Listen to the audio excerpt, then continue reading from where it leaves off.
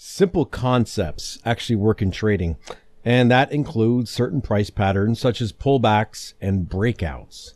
And I cover a few of the popular price patterns in my free ebook, and it digs into how to trade them more effectively. And you can download that price pattern guide at the link in the description or up here on the right. And while breakouts are a common pattern, so are failed breakouts. And the turtle soup trading strategy, it's based on the breakout trading system of the turtles. Now, the difference is that we want the breakout to fail when using the soup strategy. And the story of the turtle traders is pretty popular, and it shows that people who have no prior financial training can actually be taught to trade. And it also shows that if you give a whole bunch of traders the same system, they're all going to get some different results. And part of the system that the turtles used was buying new 20-day and 50-day highs. And the system also included selling new lows as well. Now, the trading system worked when a significant event took place that would help drive the price in the direction of the breakout. Oftentimes, though, the price moved against the breakout, and that is where the turtle soup strategy begins to shine. And Linda Raschke, where I got this strategy from, writes that she meant no disrespect to the turtle traders who used this successfully in the long run. It was actually a term that was coined by some of her friends, and the name just stuck. So just like any style of trading, breakouts fail, and they eventually break out in trends. But with turtle soup, we want to jump into the times that the breakouts do not work. That is where the opportunity to enter trade exists. Now, sometimes the price reversal from the break is going to be short-lived, while other times it can lead to an enormous run in price. And there are going to be times that you're going to lose and times that you'll not get a trigger into the trade. So your job is to execute your trade when the system sets up without worrying about what's going to happen next. That's where we manage the trade. And to help easily spot new highs and lows, we're going to use the Donchian channel. In this channel, it's a technical indicator, and it takes the high and the low for n number of periods. And for our purposes, we're going to set n to 20 to account for the last 20 days. And here the channel makes a stair-stepping pattern as each new 20-day low or high is made. And the green arrows, they're going to show you the progression of highs and lows, which the blue lines show. Remember, every new high or low in a look back of 20 days is marked by the lines. Now, how do we trade the strategy? Honestly, it's not very complicated. The trade entry is one part of the strategy, but the most important aspect of this or any other strategy is your risk management. So ensure you risk an appropriate percentage of your trading account that can withstand a string of losing trades. And ensure you place your stop loss. And we're going to outline that in the trading rules themselves. So here are the rules for buy setups. The market's going to make a new 20-day low, and the lower the price shoots below the former low, that's good for the trade setup. The last 20-day low must be at least 4 days in the past using daily charts, and that's for the original turtle soup. There's another one called +1, and that's 3 days. So this means that you can't compare the low of today to the low of yesterday if that was the prior 20-day low. Your entry is going to be placed 5 to 10 ticks above the prior 20-day low. Forex traders may want to use the same in pips. And the entry is only good for that day. And your stop loss, if the entry occurs, goes 1 to 2 ticks below the low of today. Now let's just cover the sell setup rules, but they're the opposite of the buys, really. The market's going to make a new 20-day high. The higher the high, the better. The last 20-day high must be at least 4 days in the past, or 3. Entry is placed 5 to 10 ticks below the prior 20-day high. The stop loss is set 1 to 2 ticks above the high of today. And there are also re-entry rules and profit-taking rules that are part of the strategy.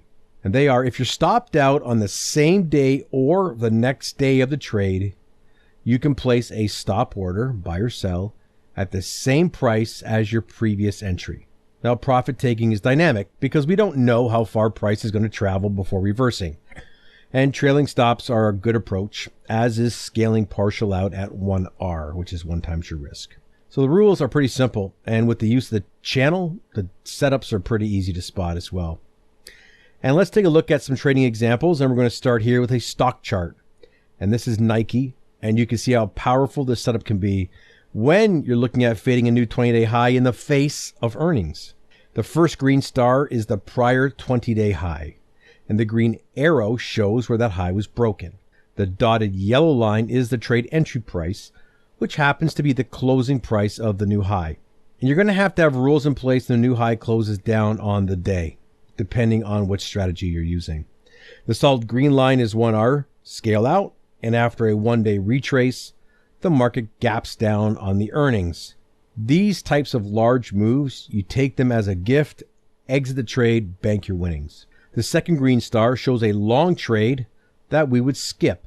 The new low and the old low are separated by just 1 day.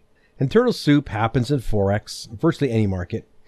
I personally want to see the new high show a breakout that was clearly rejected at resistance as opposed to marginal new highs. The green star shows a previous 20-day high, and the green line shows the new high. So you already know where the entry is going to go, as well as the stop loss. The red momentum candlestick is one that would have me exiting all the position after a 143 pip drop in price. What about corn? Well, why not? It works here too. This setup and triggering corn shows that the large momentum moves that form a new low do not necessarily mean that price is going to continue in that direction right away. Counting on the failure of price to continue is the opportunity with turtle soup. The green star is the former 20-day low, and the momentum candle makes a new low.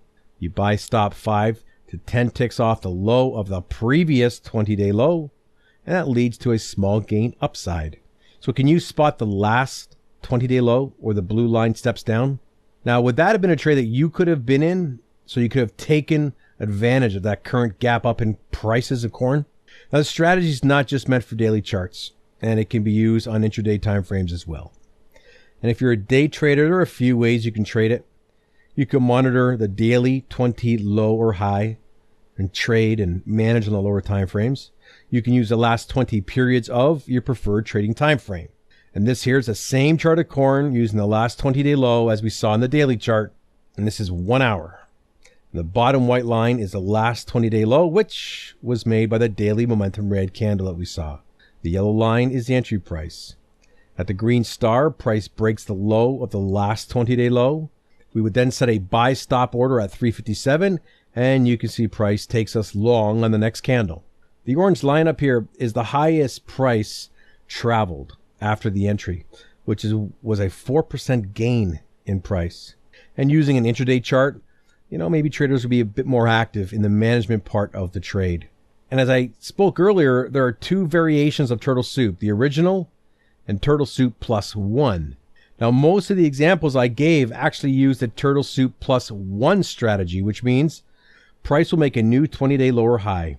We will place our order to be triggered on the next day and not the day of the break. And with the original method, price will make the new 20-day higher low.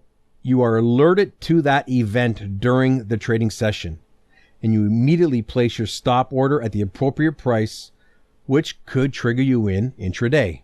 So this is not the approach that you would use if you prefer the end-of-day trading strategies. You would use the plus 1, wait till the next day, which means wait till this candle close that made the new high or low. The last example in corn gave a detailed version of the original method. And you don't have to use the lower time frame chart at all to enter these trades. But many traders like to see the price action in greater detail to make decisions whether they're going to actually take the trade or not. But with both methods, the stop order is good for that day only. So let's wrap up some of the important points. The strategy takes advantage of breakout failures of 20-day highs or lows using a stop order to enter the market. You can enter the trade on the day of the break by sending your order to enter upon a new 20-day high or low being made.